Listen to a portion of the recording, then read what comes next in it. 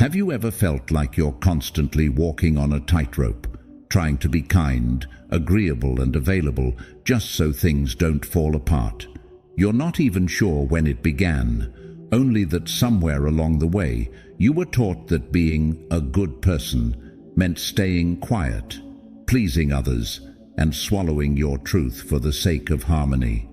But what if that idea, this moral script you followed your whole life, isn't wisdom but conditioning? The Stoics taught that virtue is strength, not submission, that true goodness doesn't require you to be stepped on. In this video, we'll go deeper into the subtle trap of people-pleasing, the price of being harmless, and the kind of quiet rebellion that begins the moment you stop asking for permission to exist.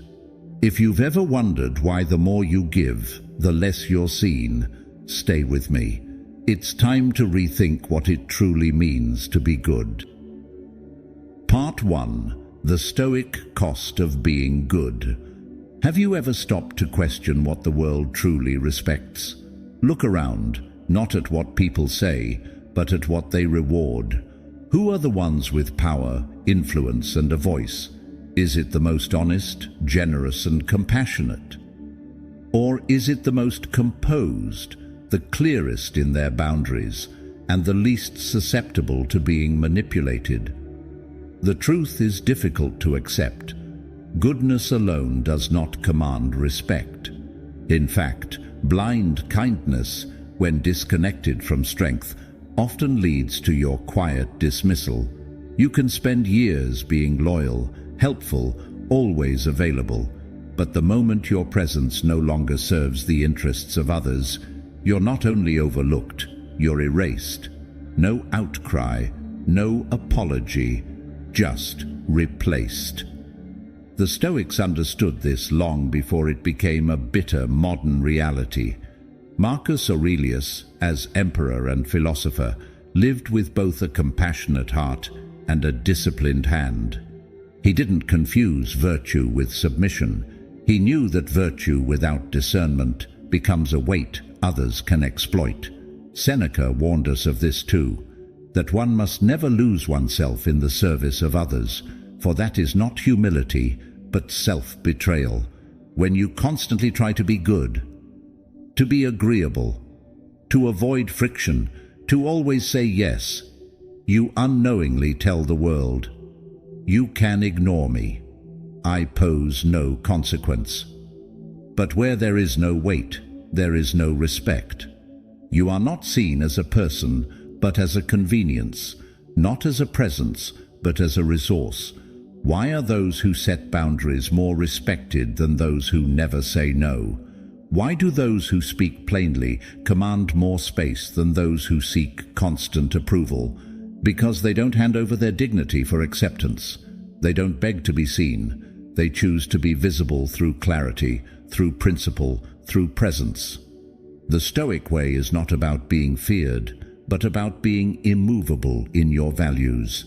That is where true respect begins, not in loudness or aggression, but in the quiet certainty that you cannot be moved by flattery, nor destroyed by rejection. Machiavelli once wrote that if a leader must choose between being loved and feared, he should choose fear.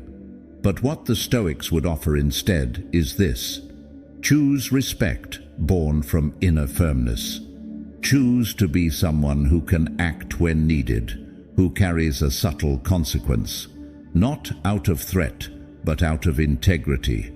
That kind of presence doesn't need to shout. It simply refuses to be ignored. So ask yourself, what is it within you that keeps reaching for external approval? What longing makes you soften your voice, suppress your truth, betray your own time and peace? Often, what we call kindness is not strength. It's an attempt to avoid discomfort, to flee conflict, to be accepted at all costs. But the Stoics would tell you, a peace earned by self-erasure is no peace at all.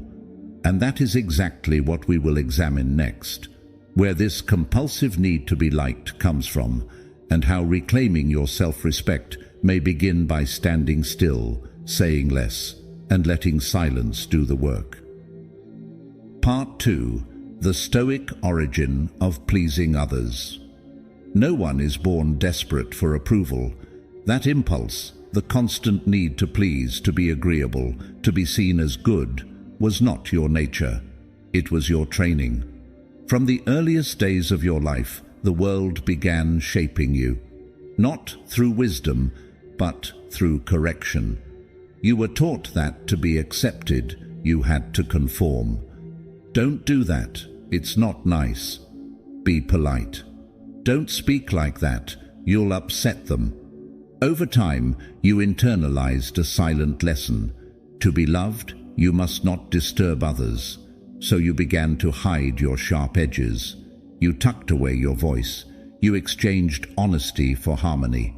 And each time you did, a part of your will, your prohairesis, as the Stoics called it, was handed over.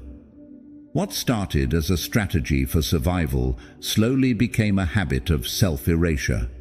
Today, you might call it empathy, humility, or kindness. But look closer. When you say yes, even when your soul says no, when you hold in your frustration until it poisons your silence, what virtue is that? The Stoics would call it weak assent, a collapse of your inner clarity. It is not kindness when it costs you your truth. It is not virtue when it demands your obedience to fear. Take the story of Elias, a man known for his gentleness. At work, he always stepped in to help. In his family, he never raised his voice. Friends admired his calm, his patience. But inside, Elias was tired.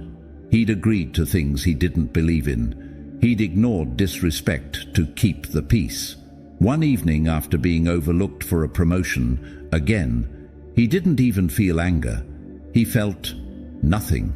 That's when he realized he hadn't just silenced his pain, he had silenced himself. This is what happens when you confuse acceptance with worth. You begin to believe that being agreeable will keep you safe. But safety built on silence is a cage. Seneca warned us, "He who always agrees with the crowd, even in good times, is already preparing his downfall." The fear of being disliked is not Stoic humility, it is slavery to perception. It places the judgment of others above your own reason, your logos, and it tears apart your integrity. Ask yourself, why does saying no make you feel guilty? Why does expressing disapproval feel like a betrayal? Why do you equate self-respect with selfishness? The Stoics would tell you, because you've lost your center. You've confused virtue with performance. And this performance is exhausting because it has no end. Today, they like you. Tomorrow, they don't. And all the while, your true self withers in the shadows. This mask of goodness, polished, agreeable, silent, was never yours to wear. It was stitched from fear. Fear of rejection, fear of exclusion, fear of not being enough. But fear is not a Stoic teacher. It distorts perception, leads to false choices, and robs you of ataraxia, the inner peace born of living in alignment with your own reasoned choice.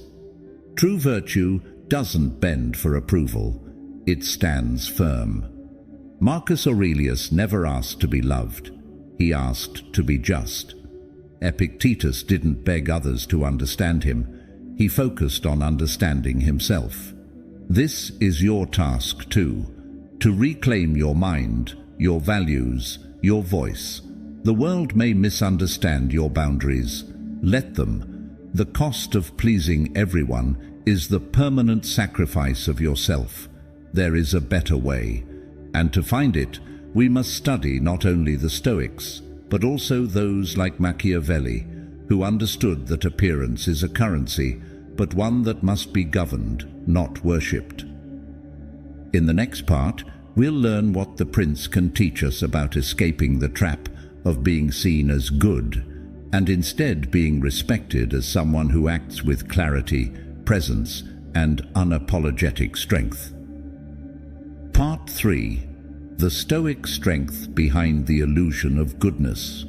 If you're still walking through life believing that your moral integrity will automatically be recognized and rewarded, pause. The Stoics never promised that the world would honor your virtue. They taught instead that the wise man must carry both virtue and vigilance, for the world often admires appearance over essence. Marcus Aurelius, a philosopher-emperor who ruled with both compassion and steel, wrote, "Waste no more time arguing what a good man should be one." But he never said that being good would earn you protection. In fact, he knew well that those who appear weak, even if just, are often treated as weak. You may act with fairness, you may live with honesty, but if your presence doesn't carry weight, if you're easy to ignore, you will be ignored. Epictetus sharpened the point further. He taught that it is not enough to possess inner virtue. You must also know how to carry yourself in a world that doesn't see hearts, only shadows. You are a role, he said, and your job is to play it with excellence. But remember, not everyone in the audience is watching with admiration. What people perceive, they often believe. And if what they perceive is softness without structure, you will be used. Seneca, writing from within the brutal court of Nero, said it bluntly, "He who always acts like a good man among those who are not, prepares his own ruin." The Stoic does not abandon virtue, but he does not wear it like a costume. He uses it like a sword, sharp, balanced and silent, unless required. In the real world, kindness alone is not strategy. That's why Marcus warned that the best revenge is to be unlike him who did the injury. Not because you retreat, but because you rise. Because your strength lies not in retaliation, but in commanding presence and boundary. A true Stoic must be as perceptive as a philosopher and as composed as a warrior. The Stoics never promoted naivety. Marcus Aurelius ruled an empire plagued with betrayal and war. Epictetus was once a slave who endured cruelty with unshakable poise. Seneca navigated one of the most treacherous political courts in history. Not one of them mistook morality for weakness.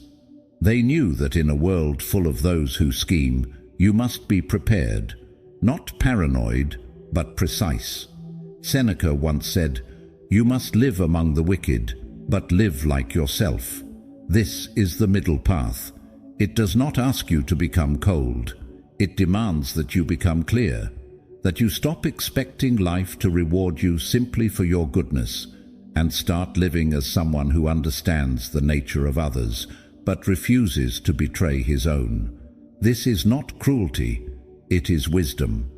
To walk the Stoic path is not to avoid being harmed, it is to become someone who cannot be manipulated by the fear of harm, someone who can see through flattery, silence manipulation with presence, and respond to injustice not with weakness, but with measured power. So, no, you don't have to become ruthless, but you do have to stop being blind. And maybe now you wonder, how do I walk that line? How do I avoid becoming bitter or hardened while also refusing to be taken advantage of? That is the next truth we'll face together. There is a way between the extremes of submission and aggression, and it begins the moment you stop apologizing for having a spine. Part 4. The Stoic line between virtue and voluntary slavery. There's a fatal confusion that silently ruins the lives of many. The belief that to be good, one must be agreeable to everything. That real virtue is measured by how much injustice you can silently swallow, how many times you can forgive without reflection, and how easily you can erase yourself in the name of keeping the peace. But let's be clear, that is not kindness. It is naivety. It is weakness cloaked in the language of virtue. And if you don't learn to recognize the difference, you will remain the world's emotional servant, useful, agreeable, disposable. True Stoic kindness does not demand your disappearance. It demands clarity. It requires prohairesis, your rational faculty that governs choice. To be good does not mean you must be a smiling shadow, always nodding, always self-sacrificing for people who would never lift a hand for you in return. That is not virtue. That is self-betrayal, a dangerous abandonment of your own reason and dignity. Seneca once warned, "No man is more unhappy than he who never faces adversity, for he is not permitted to prove himself." And what is constant self-erasure, if not a life lived avoiding friction, never drawing lines, never allowing your values to meet resistance? Take the example of Maria, a teacher known for her warmth. She stayed after hours, answered emails at midnight, covered for absent colleagues. She was the good one. But over time, her silence became expectation. When she finally refused a last-minute request, she was met not with gratitude, but with disappointment. Not because she had changed, but because she had trained others to see her goodness as unlimited compliance. Her integrity was mistaken for availability, her virtue for servitude. That's the tragedy of naive goodness. It lives expecting the world to reflect its own heart. It assumes fairness will be returned, that kindness will be matched, that sacrifice will be seen. But what happens instead? Disillusionment, quiet bitterness, resentment you never voice. Because naive goodness projects nobility onto others who have not earned it. It is the internal war between what you give and what is never reciprocated. The Stoics teach us a sharper way. Marcus Aurelius reminded himself daily that people would lie, cheat, disappoint, but he must remain true to his nature. Yet nowhere did he say he must endure abuse. Nowhere did Epictetus suggest that virtue requires silence in the face of disrespect.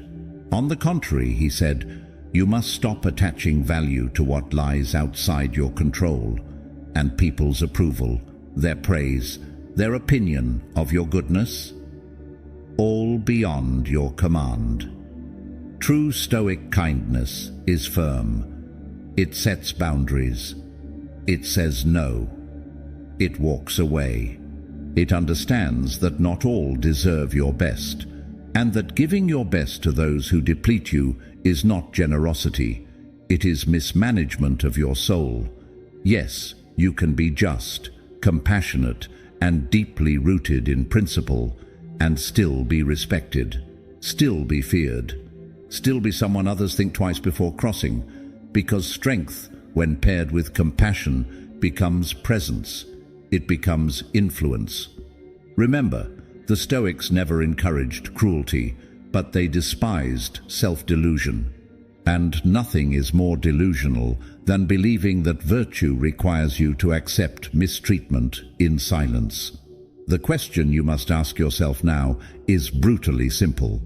Is your kindness protecting your dignity or exposing your vulnerability? Is it rooted in strength or in the fear of being rejected if you ever draw a line? Because if your version of goodness means accepting crumbs, hiding your anger, justifying others' disrespect while silencing your own needs, then you are not being good. You are being dominated, and domination has no place in a Stoic life. But there is another way. There is a place where you don't have to abandon your values, nor bend your spine for anyone. A place where courage meets compassion, where you speak clearly, not loudly, where you can love but never beg, help but never be used, forgive but not forget. In the next part, we'll walk this middle path together. We'll talk about how to stop being nice without becoming hardened, and how to reclaim your space in the world, calmly, deliberately, and without betraying your soul. Because your life doesn't need more politeness, it needs more power, anchored in virtue, and this is where it begins. Part 5. The Stoic Path to Inner Strength.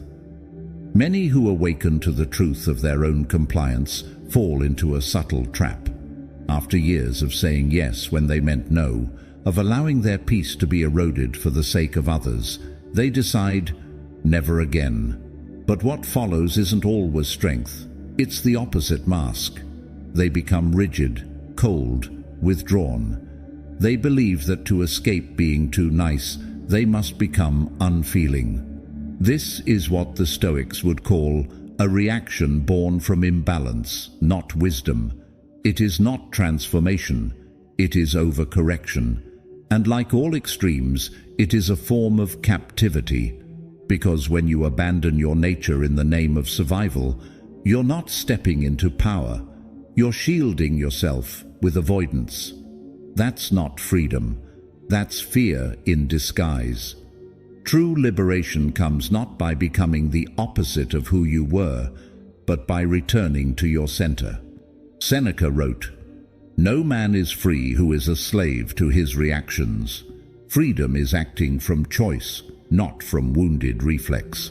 It is when you stop performing virtue for the crowd and start living with alignment, not apology." So how do you stop being nice without betraying your essence? First, reclaim your voice. You may have been taught that speaking up, setting limits, or disagreeing makes you selfish. But selfishness is not asserting yourself. Selfishness is demanding that someone else stay small to keep you comfortable.